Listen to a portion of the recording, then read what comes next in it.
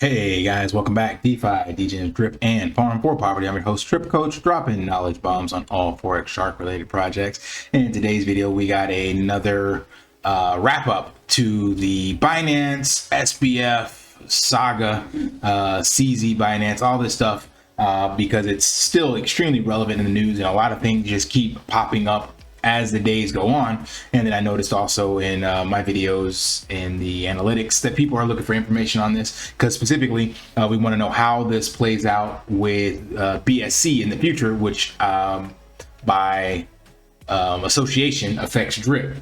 So in this video, we're going to cover the kind of current FUD in the Binance space. Forex did an AMA on this as well, not really an AMA, but just a breakdown on this. So you go back and check that on Bartertown's channel. And also what's going on with SBF and how this will kind of shake up things in the future for crypto as a whole. So real quick plug for two much bigger channels than me that don't need a plug, but I get a lot of information from Guy over at the Corn Bureau. He does a great job of remaining kind of unbiased and putting down the facts and making very entertaining content. And as you can see, he's been covering a lot of stuff with Sam Bankman-Fried. Clearly, because that's the big things, because it ties directly to SEC and the CFTC and what regulation could look like. So this is huge, and it's going to have a rippling effect into the greater crypto sphere. And then also, ironically, if you don't follow, you didn't follow, I used to follow BitBoy, then I stopped following him, then I started following him again with all of this stuff related to SBF. So he has been, I would guess, say somewhat instrumental in a lot of this. The news got broke with the leaked balance sheet, and then CZ kind of putting out the over-the-counter deal to sell 500 million FTX tokens. But apparently BitBoy was tracking this for quite some time and has a lot more information that he hasn't revealed yet, but he was actually in the Bahamas in the courtroom. So if you want to know some more insider stuff on what was happening with that, he saw Sam Bankman-Fried eye to eye in the courtroom, and Sam actually acknowledged BitBoy in the courtroom. So if you want more details behind the scenes of what was happening there, you can check out BitBoy's channel. But anyway, so getting into the Binance stuff. So if you search Binance news, just like a regular Google search, first things that come up is Binance fine? And Binance joins lobbying group as criticism on the exchange wraps up. Binance outs Toko crypto CEO is cutting 58% of jobs. Is there a problem with Binance? Does Binance coin have a future?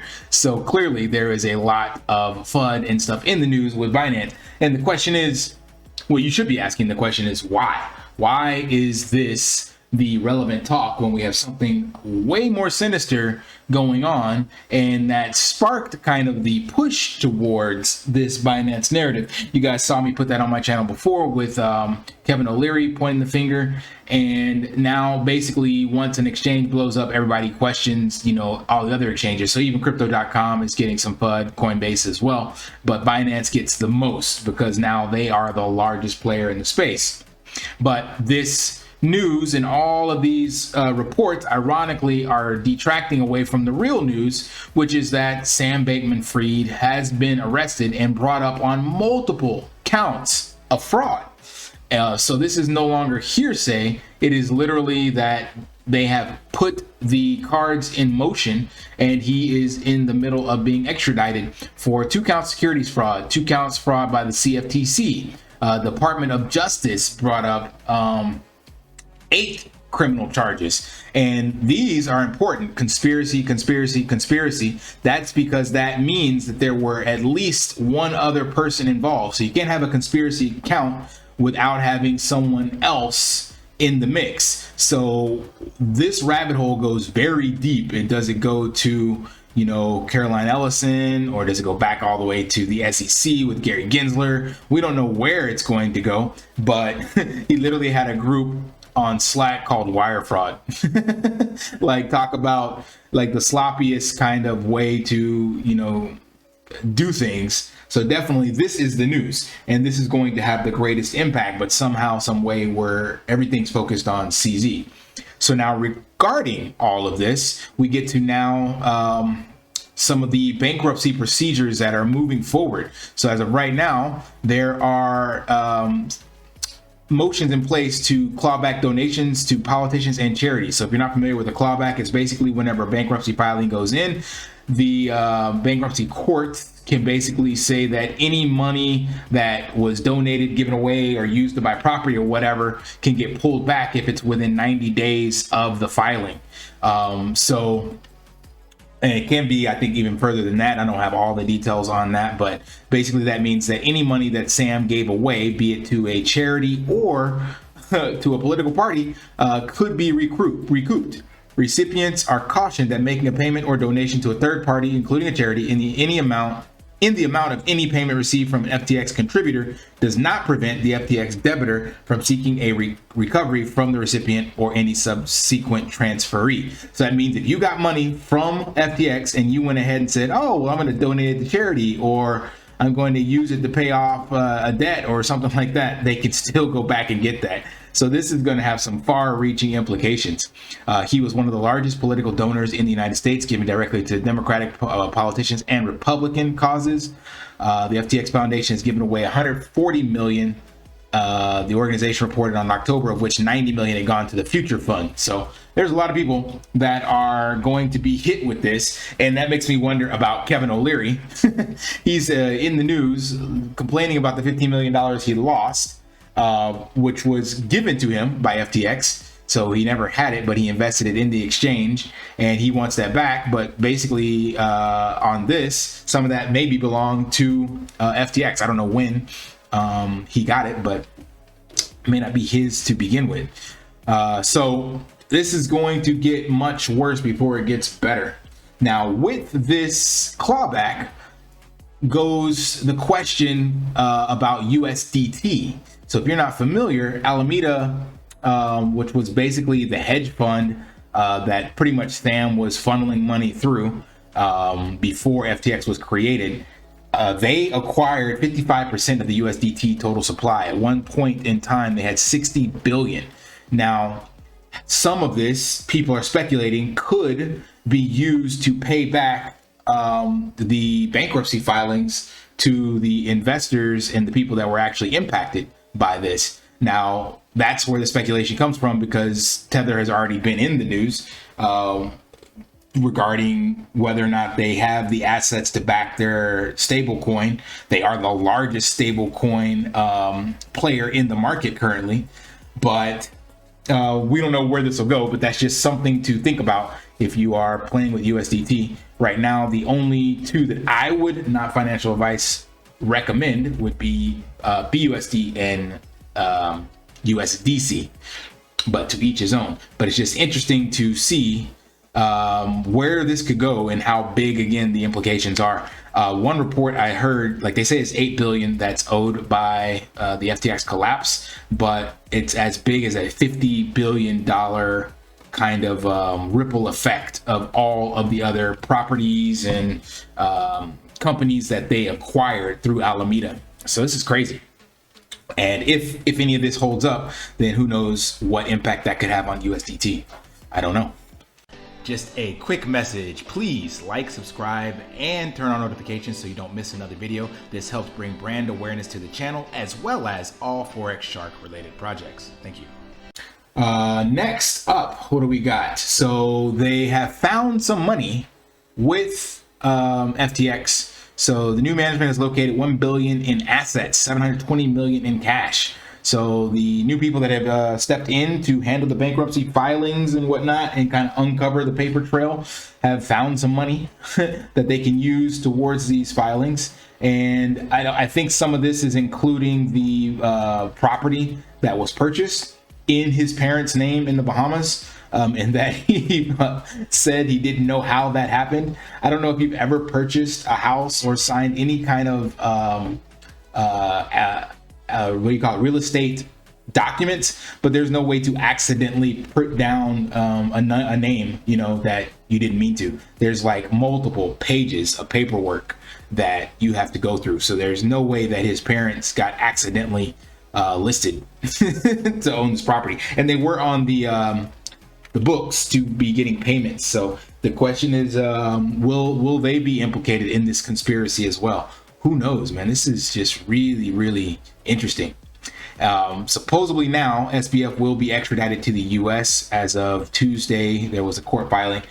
This is something you can go back and listen to BitBoy's video here. So he was supposed to be extradited on Monday, and then over the weekend when him and the team got down there, they actually filed criminal charges which held up him being extradited on Monday. So on Monday, the jet was supposedly fueled and waiting on the tarmac to leave with SBF in that proceeding. But then there was a surprise document or whatever filing that had come up over the weekend, which was a couple of dozen of people that had went down to the Bahamas and filed criminal charges. And then it goes deeper because in theory, or from what he says, there's some backdoor dealings with the Bahamian government that they don't want exposed. And it makes you wonder also if those dealings tie back into, again, our US government, SEC, all the meetings Sam was having. Is there something there that the Bahamians wanted to keep him there and not get this dirt uncovered? And the US wants him there so they can find out who's being corrupt. So it's crazy. Speaking of crazy, something that can help you avoid all of this craziness. Don't forget the shameless plug for the year and new year, our Drip Fitness promo. So remember, if you're looking for personal health and fitness training online, you can come message me, check out our page, send a Telegram message, whatever you want, and we'll be happy to get you started. Remember to use Drip, you get it 50% off. And remember, we do have the program specific for women as well. If you're looking to build strength and confidence, we can help you do that with our powerful curves program. And I think it was Mighty Mo was asking who my certification is. I'm through ACE, so you can look them up. They are internationally accredited fitness training program, I guess you could say. And if you actually come down here and go find an ACE Pro, you'll actually find me because I am the only one in Cambodia. So if you switch this to Cambodia, you will find yours truly. Doesn't say Drip Coach, has my government name in there. And you can find out about my certifications and experience and all this stuff. So by all means, take a look at that if you're interested in that, and be happy to set you up with health and fitness training. Also certified nutrition coach through Precision Nutrition. So if you're looking for that kind of stuff, you can do that there. All right, next. So that was to remove the crazy from your life by doing something health and fitness oriented. So the question now, again, how does all this relate to Binance? What does this mean for Binance? What should you do about all this? We got to look at some, again, the news that's being perpetuated out there. I showed you that initial Binance search. And then recently this has shown up that there was $3.2 billion, sorry, wrong one, $3.2 billion in stablecoins exit crypto exchange Binance in 30 days. And this is, again, what CZ mentioned actually in one of his Twitter or tweets, is that they are solvent. They have the ability to transfer these funds. Why? Because they hold customer assets one-to-one. So I mentioned this before. There's no such thing as a bank run in crypto. Bank runs only exist when you make more of something that you don't carry on your books. When you make imaginary Bitcoin, imaginary ETH, imaginary fiat currency, that's where people run out, because you go to the bank to get your currency in physical tangible bills and they're like, oh, sorry, we don't have that on hand because we've loaned it out and made more of it. So this shows the outflows and the inflows, and this was the largest outflows, and Binance barely took a blip or a hiccup with their ability to process all this. And they're saying that those 544 million in ETH, 3.2 billion in stable coins, and Binance is still churning this out. Additionally, you got Reuters mentioning or hinting at a dark secret surrounding the Binance and its reserves, but yet the where is it? The Binance. I said that Binance has a history is littered with media reports of lax know your customer and anti-money laundering protocols. Reuters previously accused Binance of creating Binance.us to enter the American market without exposing Binance.com to domestic scrutiny. Everybody knows that in order to get into the US market, that's why they did all this stuff, is because the US holds a different standard, and the international ones have much more lax requirements. The same way FTX did FTX.com and FTX.us. So Reuters putting this out there is literally just trying to FUD something that doesn't exist. Like, that's just the way you have to do things so that you can comply with specific countries' laws and rules. But Chief Strategy Officer Patrick Hillman denied Reuters' allegation that Binance is being deliberately opaque. Regulators don't require privately owned companies to disclose as much financial information as publicly traded companies. Hillman says that Binance regularly files all the required information as required by regulators. So I think, and Forex mentioned this as well, I think that Binance opacity is actually a good thing, because we don't want an attack vector on like the last leg of DeFi and a person who stands for decentralization.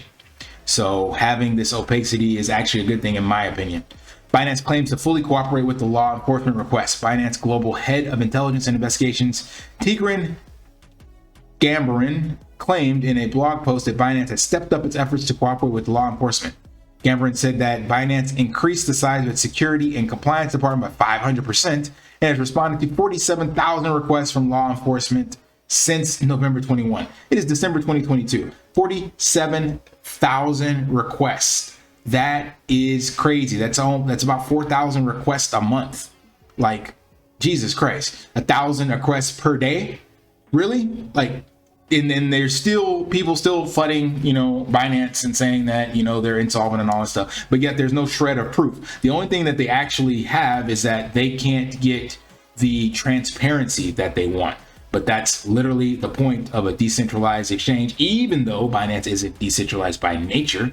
But what CZ stands for is decentralized finance. So he created his company in such a way that it just can't be attacked by central organizations. And I think that's great.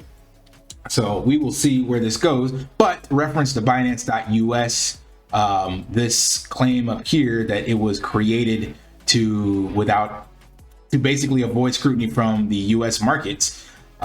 That's why it's interesting to see that Binance is set to acquire Voyager Digital. So literally, in order for Binance.us to move forward with any kind of acquisition of a US company with all the scrutiny on it, do you not think that they would be solvent or have their books in line in such a way that US regulators and bankruptcy court filings or whatever to sell off these assets, that the company behind Binance.us and by extension Binance.com would not have some form of credibility, regardless of what they say in the news and media, in order to make these deals and move forward, and in theory close this deal by April 18th, when Ann has agreed to pay a $10 million good faith deposit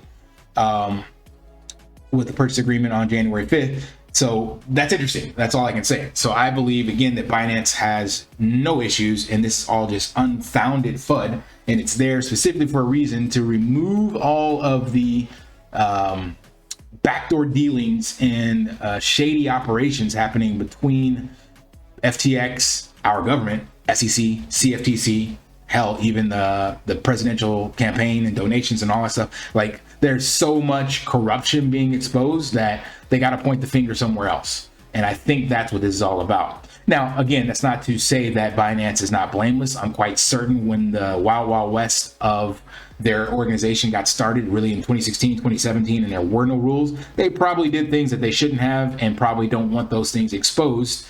And that's what everybody was doing at that time. It's just the way it was. But now, moving forward, I think that they're perfectly fine. So I think it's unfounded in my personal opinion, of course. So to wrap this all up, for those of you that stuck around and watched my videos all the way to the end, we're going to hit you with the third and final, I'm sorry, not final, but third scavenger hunt word for the end of December, second half of December. And that scavenger hunt word will be powerful. So we're going to plug our women's strength training, strength and confidence building program, and that will be the third word in the series, powerful. Make sure you spell it right or you won't get credit. All right, so that is it for this video. If you found that helpful, if you're interested in moving forward with your health and fitness journey and want to use Drip to do so, smash that HBO special, help brother out with a like, comment, subscribe down below, and until next time, lift daily and achieve your impossible. See you.